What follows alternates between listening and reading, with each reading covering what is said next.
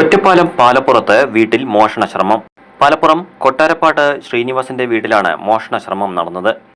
വീടിന്റെ ടെറസിൽ കയറി ഇവിടെ നിന്ന് ഇഡ്ഡലിയും കറിയും കഴിക്കാനൊരുങ്ങവെയാണ് നായ കുരച്ചതോടെ ബഹളം വെച്ചപ്പോൾ മോഷ്ടാക്കൾ ഇറങ്ങിയോടിയത്. ടെറസിനോട് ചേർന്നുള്ള ഫാൾ സീലിംഗ് തകർത്തിട്ടുണ്ട്. ശനിയാഴ്ച പുലർച്ചെ 3 മണിയോടെയാണ് സംഭവം. ലുങ്കിയും ഷർട്ടുമാണ് വേഷം.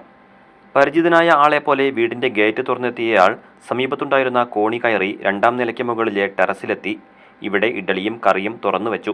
ഒപ്പം മറ്റൊരാൾ കൂടിയുണ്ടെന്നാണ് വീട്ടുകാർ പറയുന്നത്. മോഷ്ടാവ് മറ്റൊരാളോട് സംസാരിക്കുന്നതും CCTV ക്യാമറയിൽ പതിഞ്ഞിട്ടുണ്ട്. ഇതിനിടെയാണ് നായ കുരയ്ക്കുകയും വീട്ടുകാർ ഉണരുകയും ചെയ്തത്.